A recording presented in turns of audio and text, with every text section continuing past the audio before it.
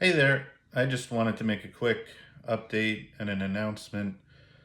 On Sunday, the 30th, at around noontime, I'm going to be running a session in AD&D 2nd Edition using the Hidden Shrine of Tamoachan, and I'm going to be running it for the crew over at Geeked Out.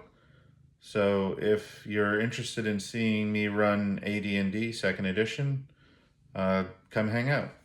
And as far as what I've been up to, been running a lot of games still. Currently running 2 DC 20 games every week.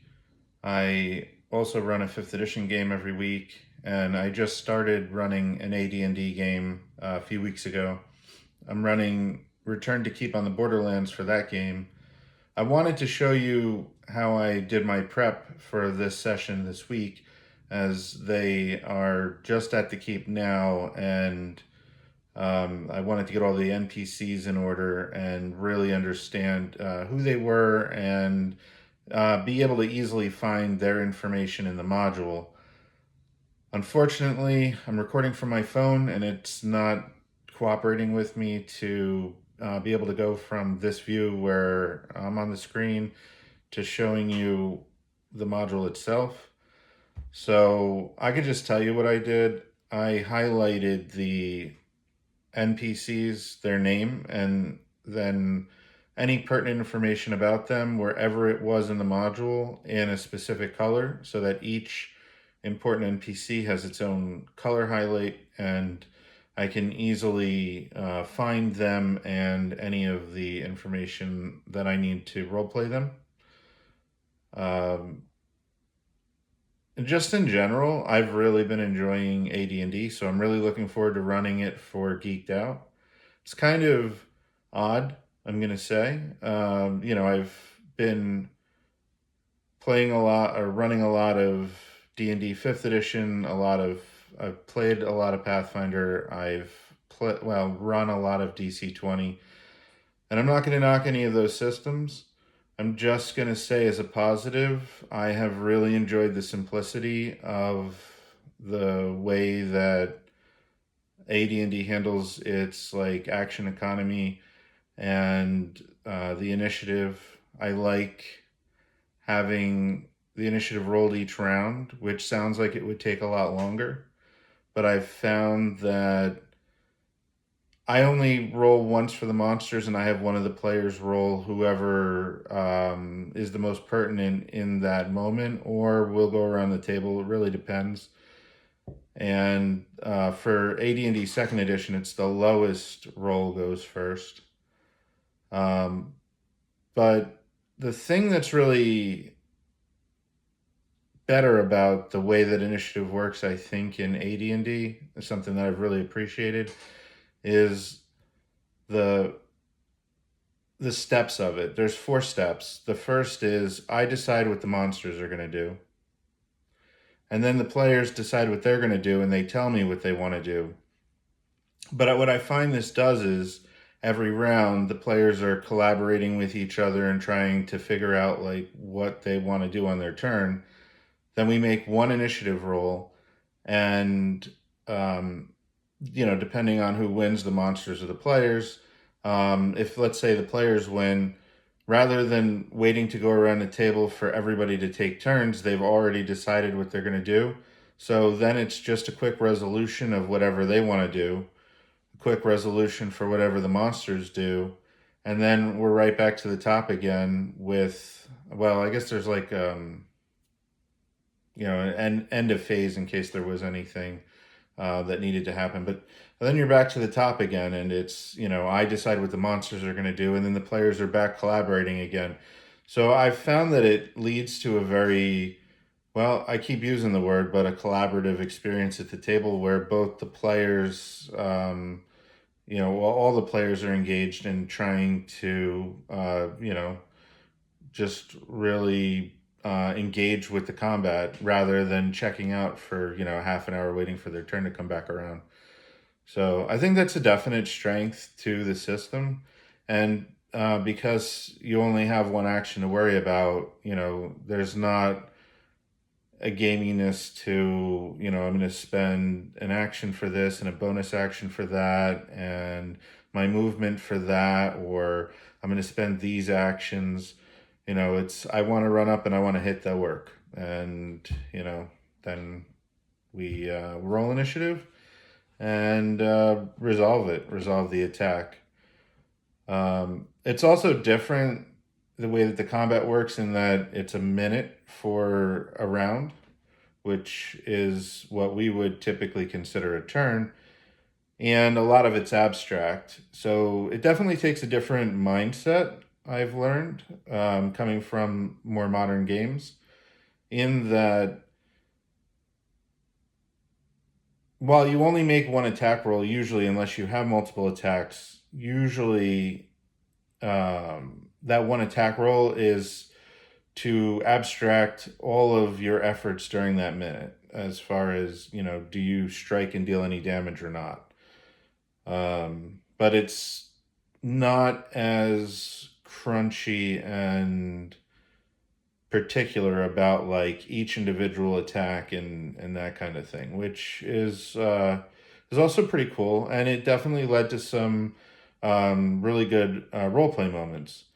Although I have to say another thing that I've found, and I wonder if it's not so much the system, but more me, and I'm just getting even better at being able to story tell those combat moments, because I thought DC20 did a good job of me being able to tell a cool story through how people spent their action points, and I do.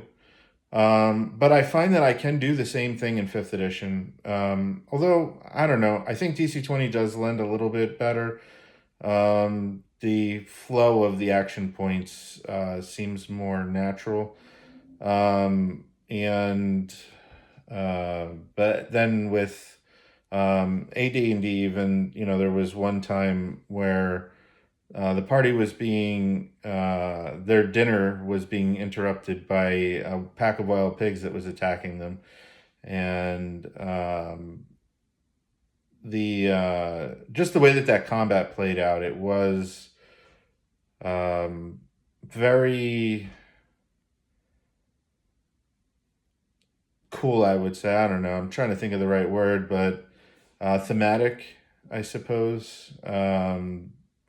The one player scored a really good hit, and it was a backstab on the pig. So, like, just describing what that backstab looked like.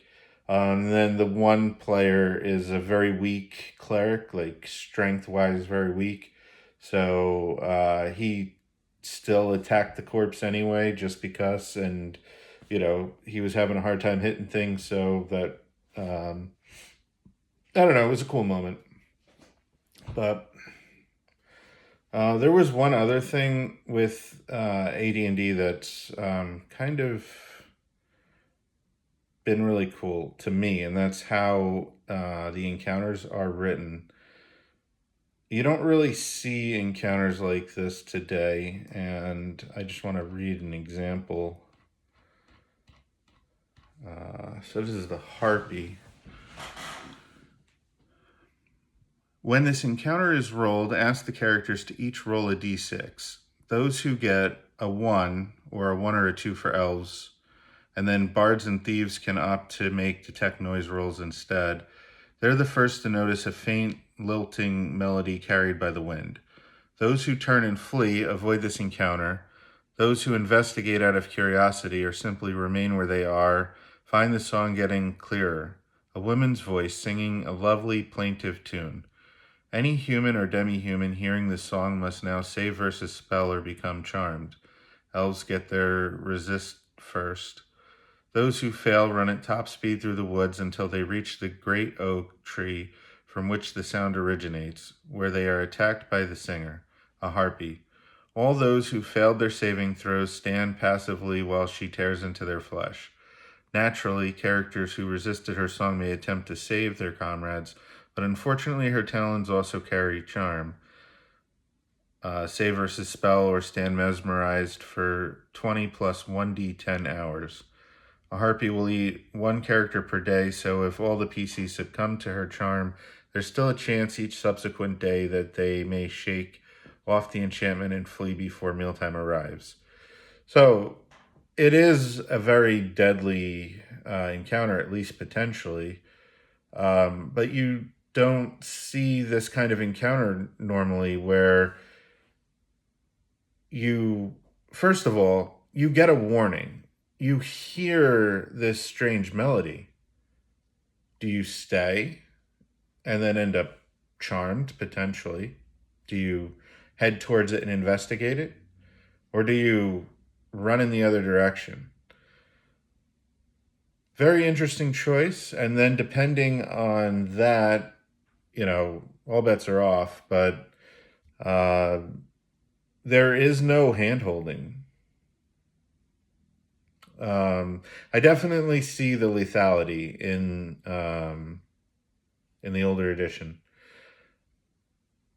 Another thing that when I was prepping this module, so a spoiler here, maybe a little bit. I won't tell everything right now, but just in the first cave, there's probably 5 or 6 ways that the players could find themselves in trouble, and that's before they even get into like the first real room of the first cave.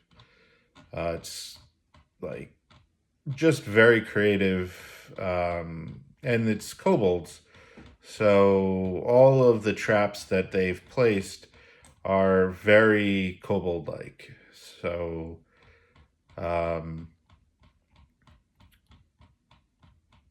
yeah, my players haven't actually gone there, and in case they watch this video, I don't want to spoil anything with it. So I think I'm going to end the video there. But if you're interested, again, in seeing me run Advanced Dungeons and Dragons, I think that's going to be one of the biggest aspects of the channel going forward, at least for this year, is I plan to at least once a month, maybe twice a month, run live play for the crew over at Geeked Out. So you could check me out there. Also, I may try to get a short rest video once a week, looking at maybe Thursdays. I'll be done running my games at that point because I run DC-20 on Mondays, D&D on Tuesdays, AD&D on Wednesdays.